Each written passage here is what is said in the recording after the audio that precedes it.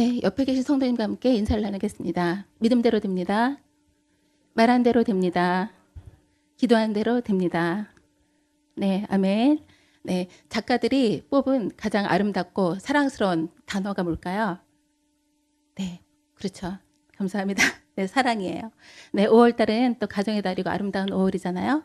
앞으로 다가오는 저희들 또 가정의 달 맞이하면서 가족들에게, 이웃에게 사랑해요 라는 그런 표현을 많이 했으면 좋겠습니다. 아멘. 네.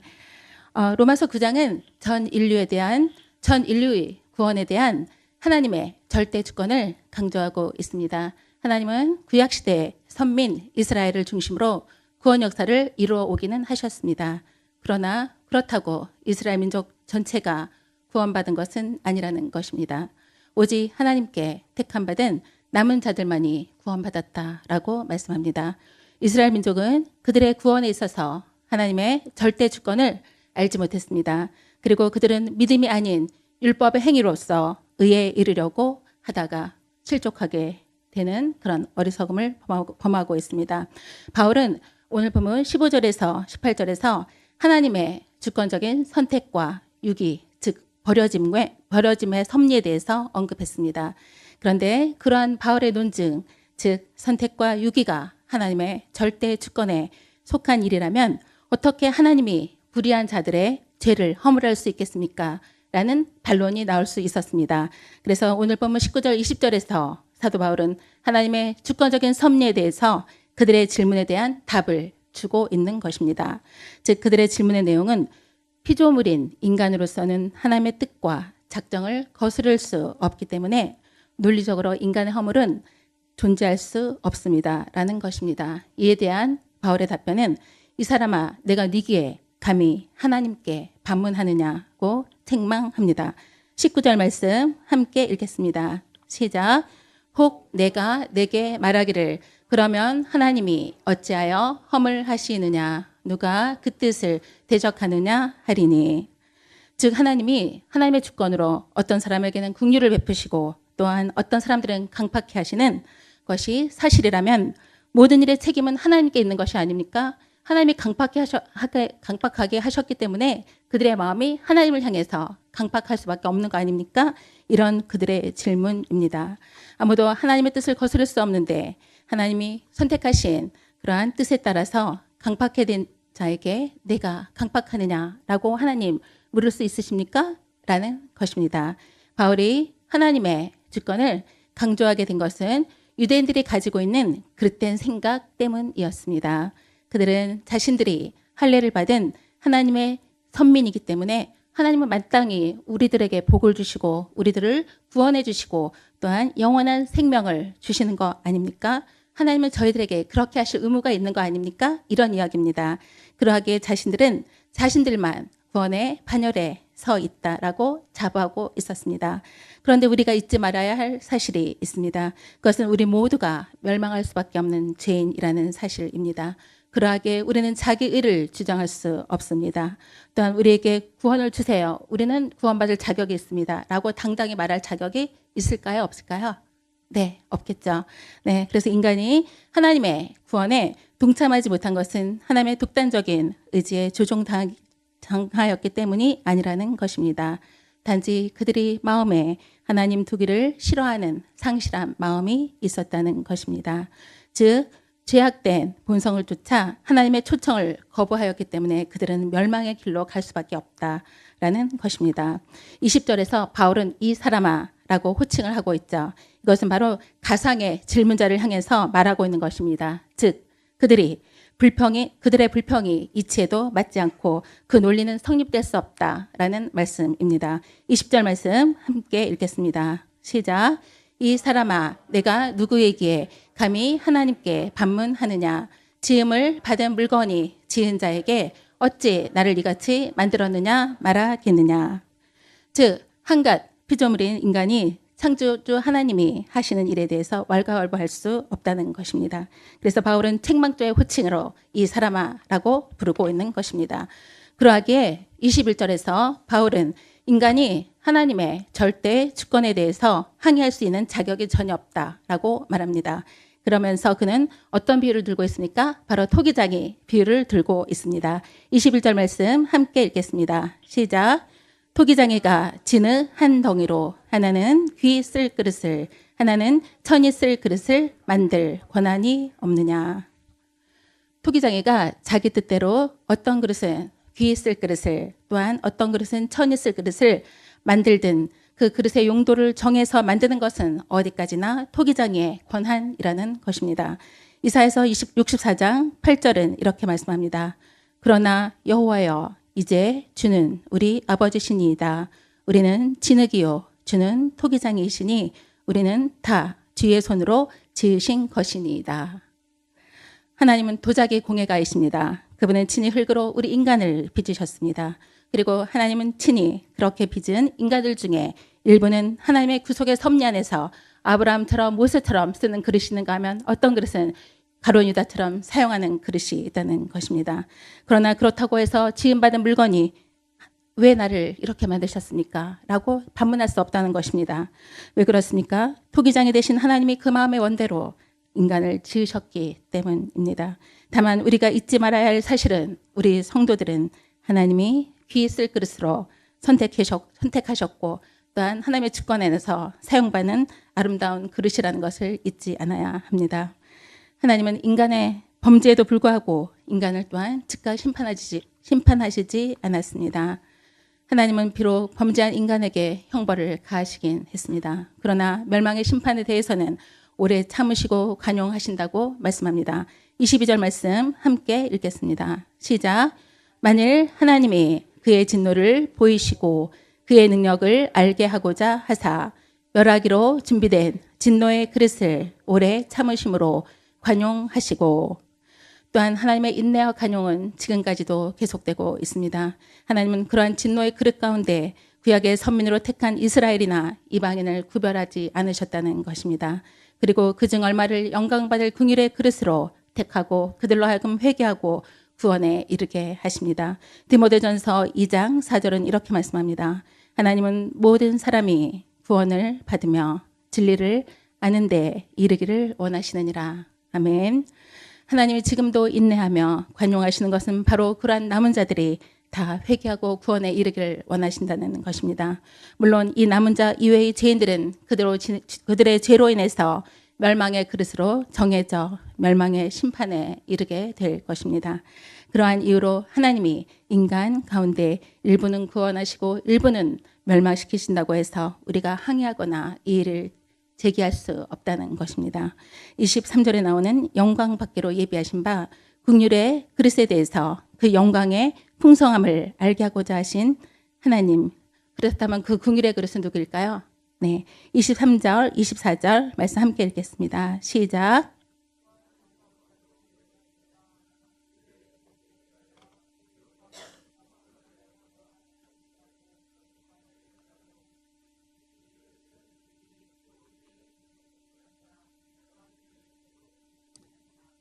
긍휼의 그릇은 바로 우리 성도들임을 기억해야 합니다. 성도들은 지금도 그리스도 안에서 하나님의 사랑과 성령님을 통해서 하늘의 영광을 누리고 있습니다. 그러나 아직 완전한 천국에서의 구원의 영광은 받지 못한 상태입니다.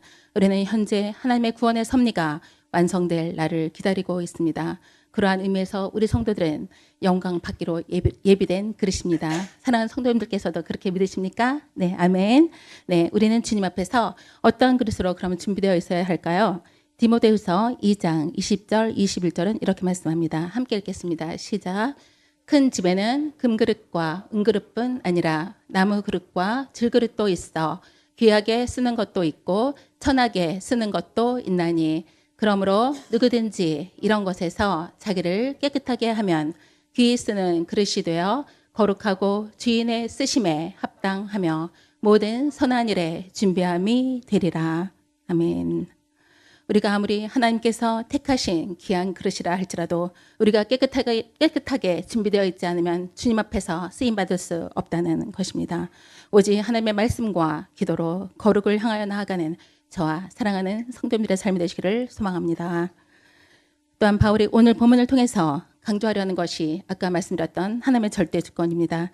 그래서 하나님의 선택이나 구원은 하나님의 절대 주권에 속한 일로 인간이 왈가왈부할 수 없는 것이고 겸손히 인정하고 받아들여야 한다는 것입니다.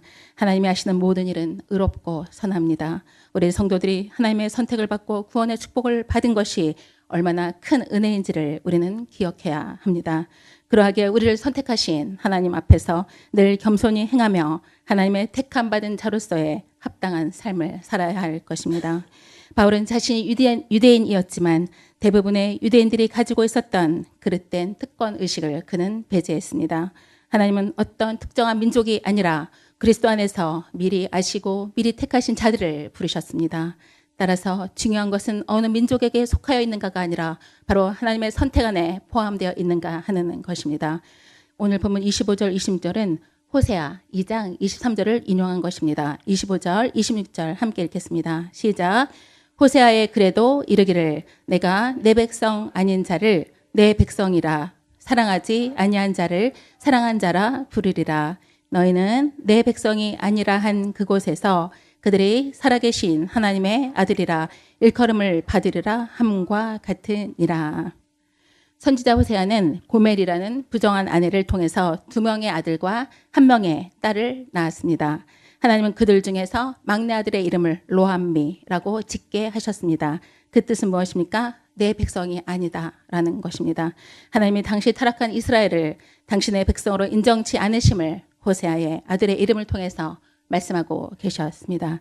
그러나 하나님은 선민의 본질을 잃은 이스라엘 백성들을 심판치 아니하시고 다시금 내 백성이다라고 그들을 다시 불러주셨습니다. 그리고 바울은 그러한 하나님의 긍휼하신 구속의 섭리를 이방 세계 성도들에게도 적용시키고 있습니다. 이방인들은 이스라엘 사람들에게 있어서 하나님의 백성으로 인정되지 않았습니다.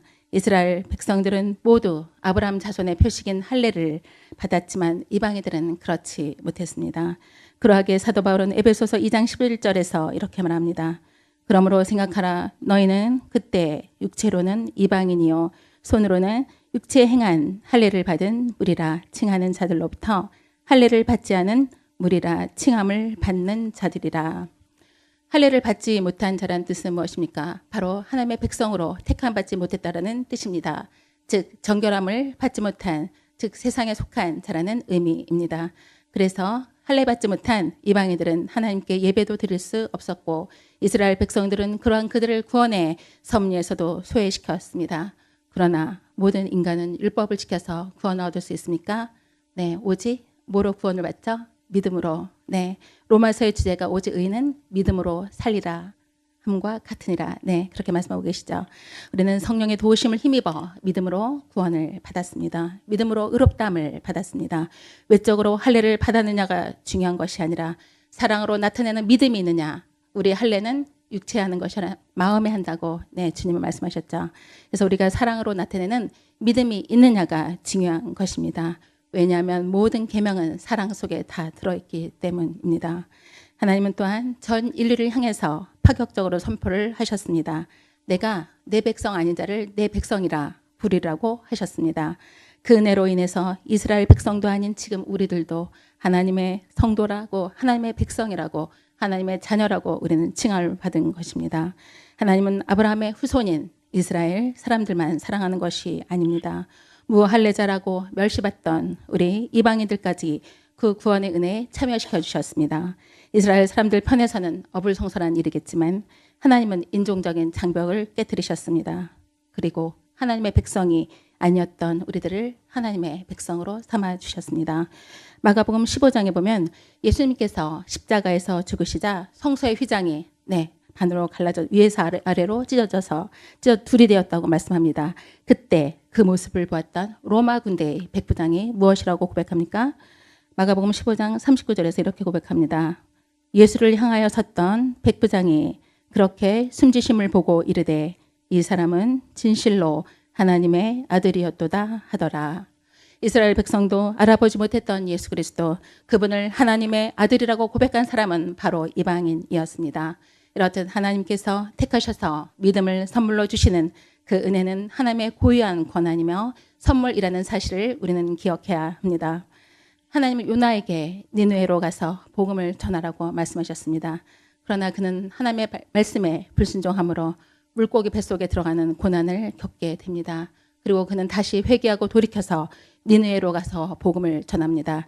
복음을 전하면서도 요나는 이스라엘이 적인 이방인들, 즉 니느웨 사람들이 멸망당하는 것은 당연하다라는 생각을 하면서 복음을 전한 것입니다. 그래서 그는 복음을 전한 후에 그들이 구원받기를 기다려야 되는데 어떻게 되나, 어떻게 멸망당할까 이렇게 지켜보고 있었습니다. 하나님은 그러한 요나를 위해서 박넝쿨을 예비하시고 햇빛을 가리게 해주시죠. 그러나 이튿날 벌레를 다시 예비하셔서 그 박넝쿨을 갉아먹게 하십니다. 그러자 요나는 햇빛의 뜨거움 때문에 죽는 것이 사는 것보다 낫다라고 하면서 하나님 앞에서 화를 냅니다. 그러자 하나님은 이렇게 말씀하시죠. 내가 수고도 아니하고 또한 재배도 하지 않은 하룻밤에 났다가 하룻밤에 말라버린 박넝쿨도 그렇게 아끼는데 하물며 나에게 있어서 이 니느웨 성의 사람들이 얼마나 소중하냐라고 주님은 말씀하고 계십니다. 요나서 4장 11절은 이렇게 말씀합니다. 하물며 이 큰 성읍 니느웨에는 좌우를 분별하지 못하는 자가 12만여 명이요 가축도 많이 있나니 내가 어찌 아끼지 아니하겠느냐 하시니라. 아멘. 하나님은 니느웨 사람들과 그곳에 있는 짐승들까지도 하나님께 있어서 너무나 소중하다라고 말씀하고 계십니다.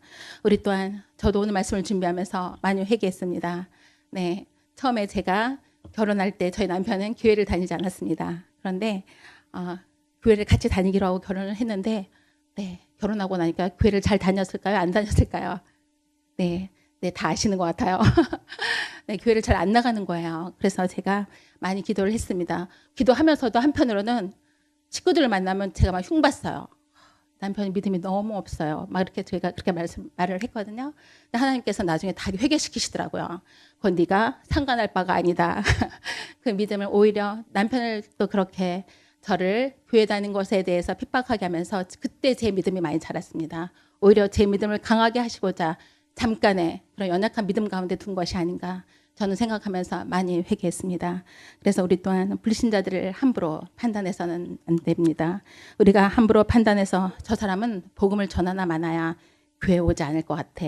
그것은 우리 생각이에요. 그 사람의 구원의 권한은 하나님의 영역입니다. 불신자가 예수님을 믿건 안 믿건 그것은 하나님이 하실 일입니다. 사도 바울이 무엇이라고 고백했습니까? 나는 심었고 아볼로는 물을 주었을 때 오직 자라게 하시는 분은 누구시죠? 네, 하나님이시죠.